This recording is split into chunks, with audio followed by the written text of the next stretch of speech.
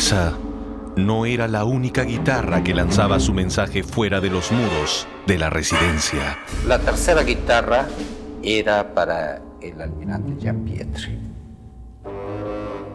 que era el nexo con el Servicio de Inteligencia Nacional. Entonces,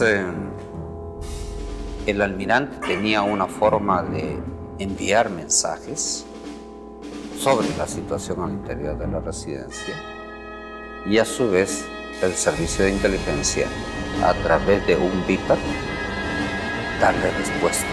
El presidente del Consejo de Ministros dijo que se buscaría una solución pacífica.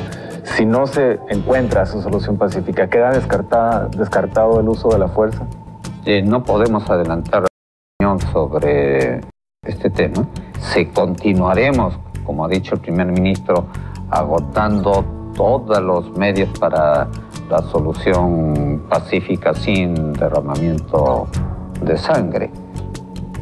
Pero como se dijo en el mensaje, y este es el marco de trabajo, es que si ocurre algún atentado contra la integridad física de alguno de los rehenes, entonces el escenario cambia, la lógica cambia, y no, en ese caso no se descartaría el uso de la fuerza por parte del Estado. Tenía con frecuencia la llamada del primer ministro, que dicho sea de paso es un gran amigo, pero las circunstancias eran especiales. En una ocasión tuvimos una conversación de 55 minutos. Recuerdo exactamente el tiempo que nos tomó esa conversación.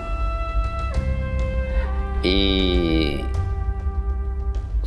planteamos diversas posibilidades, pero entre ellas se deslizó la idea de que las relaciones peruano-japonesas podrían resquebrajarse profundamente si alguno de los rehenes falleciera. Los mensajes y la información recogidos por los micrófonos ocultos eran, pues, parte de un plan que aún debía esperar.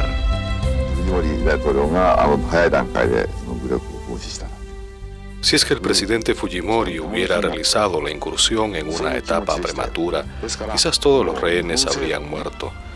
Eso era lo que pensaba. Es por eso que mi deseo era que el gobierno japonés tratara de convencer al presidente Fujimori y empezaran las negociaciones para una solución pacífica. Y esa solución se abría camino con la formación de la Comisión de Garantes a la que se sumó Monseñor Cipriani.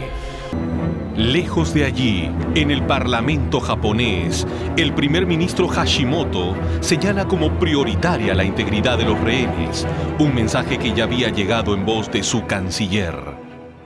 Señalé que si hubieran muchas víctimas, las relaciones entre Perú y Japón estarían en graves problemas. Insistí que era especialmente peligroso el camino de intentar la solución mediante el uso de la fuerza, en una forma tan prematura. Una solución pacífica y rápida eran los dos adjetivos que se utilizaban en esa época. Pacífica y rápida, pero ¿cómo? El pasado vino entonces al rescate con un mensaje escrito en piedra.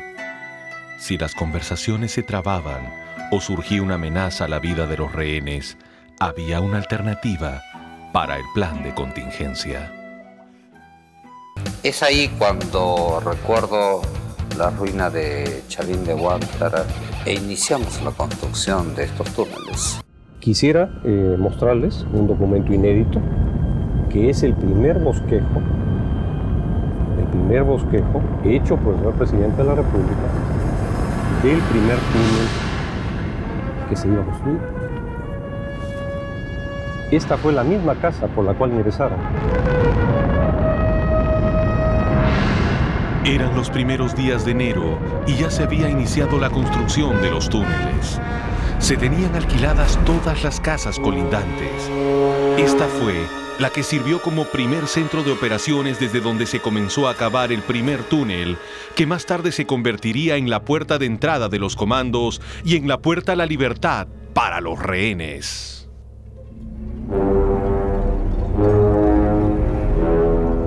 Para esta construcción había que tener gente, primero, especializada y segundo, gente que estuviera dispuesto a trabajar durante estos días en forma continua y sobre todo de una manera muy reservada. Los mineros encargados de hacer el túnel no podían ni siquiera comunicarse con sus familiares y dormían en una casa contigua a la residencia. La profundidad del túnel fue impresionante. Del nivel del piso de la casa al fondo del túnel era aproximadamente de 5 metros. Y había que hacerlo a esa profundidad para que no se vaya a notar y que también los ruidos sean menos perceptibles. Los túneles llegaban hasta el jardín posterior de la casa. Todos contaban con cableado eléctrico, sistemas de ventilación y fueron completamente tapizados para eliminar ruido alguno. Vimos como en el jardín había una franja en la cual el pasto estaba siempre verde y nadie regaba el jardín. Lo que no sabíamos es que se tiraba agua o se regaban los túneles del interior para darle consistencia a la estructura. Y lo que siempre me llamó la atención fue que los terroristas no percibieran esto. El MRTA inició un juego mortal entre estas paredes. Su derrota ya se iba escribiendo paso a paso, insospechadamente, cautelosamente. Con realismo y con la paciencia para llevar a cabo la estrategia, porque ese fue uno de los elementos. La serenidad con que se debía actuar, fuimos desbrozando el camino paso a paso. Primero agotando todo aquello que podría dar una salida efectivamente pacífica. Y en caso de emergencia, tener esta otra alternativa de intervención militar. Operación militar que fue siendo planificada en el más absoluto secreto por un grupo de comandos de élite, entre los que se encontraba el comandante Juan Valer Sandoval, que posteriormente sería uno de los héroes que ofrendaría su vida en el rescate. El que habla va a ingresar en este sector, a dominar el garaje, donde se supone que hay elementos terroristas, que son los que patrullan y cubren el sector de esta puerta principal. No se dejó de lado ni un solo detalle. Se estudiaron todas las opciones posibles para ejecutar el ambicioso operativo Chavín de Huántar.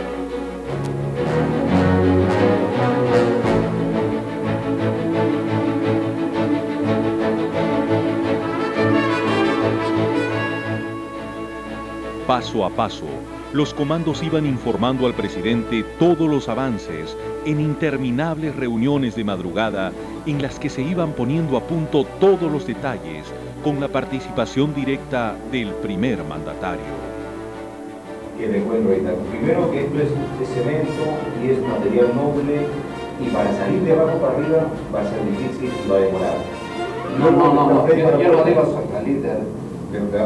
Hacer simplemente un boquerón hasta llegar a la parte inferior del falso piso. No abrir el falso piso. La remembranza de las ruinas de Chavín de Huántar se fue convirtiendo poco a poco en el camino de salida a una locura terrorista que tenía secuestrados no solo a los rehenes, sino también a todos los peruanos. Los rehenes iban perdiendo cada vez más el miedo a la muerte, pero siempre con la firme resolución de regresar junto a la gente que los amaba. Esta promesa era reiterada, aunque veladamente, en las cartas que intercambiaban con sus familiares y que los unía en la distancia, a pesar de lo escuetas y genéricas que eran a veces, pues todas eran primero leídas, expurgadas y tachadas por el MRTA.